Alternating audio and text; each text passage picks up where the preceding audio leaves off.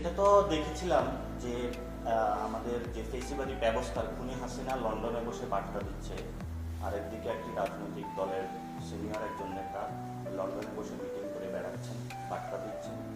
এটা বাংলাদেশের জনগণের মাটি এবং প্রাণপ্রকৃতির সাথে যে কানেকশন নাই, সেটারই একটি বাস্তবায়ন আমরা দেখতে পাচ্ছি। এই জন্য হলে দেশের সিদ্ধান্ত দেশের মাটিতেই হবে। দেশের সিদ্ধান্ত বিদেশের মাটিতে হলে সেটা বাংলাদেশের জনগণ কখনোই মেনে নেবে না।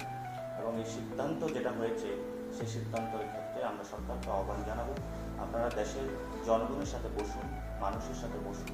গ্রামে গঞ্জে যান, মানুষ কী বলে, কেন তারা শহীদ হয়েছিল, আহত হয়েছিল, তাদের যে বেদনা, সেই বেদনার যে আশা আকাঙ্ক্ষা, সেটা যদি আপনারা উদ্ঘাটন করতে পারেন, তাহলে হয়তো বা আপনারা জুলাই ঘোষণা, বিচার প্রক্রিয়া, সংস্কারের বিষয়গুলো নিয়ে সক্রিয় হবে।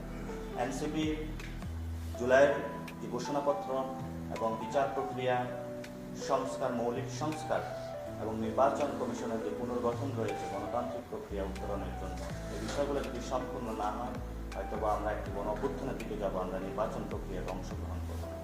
এবং আমরা পূর্বাবার অনেক আগে থেকেই বলে আসছি, যেটা বাংলাদেশের একটি কাঠামোগত যদি বিন্যাস না হয়, শুধু রাজার পরিবর্তে রাজা, রানীর পরিবর্তে রানীর যদি পরিবর্তন হয়, সেই পরিবর্তনে এনসিপি বিশ্বাস করে না। যেহেতু গণ অভ্যুত্থানের অগ্নিগর্ভ থেকে রাজনৈতিক দলটির জন্ম, সেই জন্য মানুষের কাছে আমাদের কমিটমেন্ট রয়েছে, বাংলাদেশের মানুষ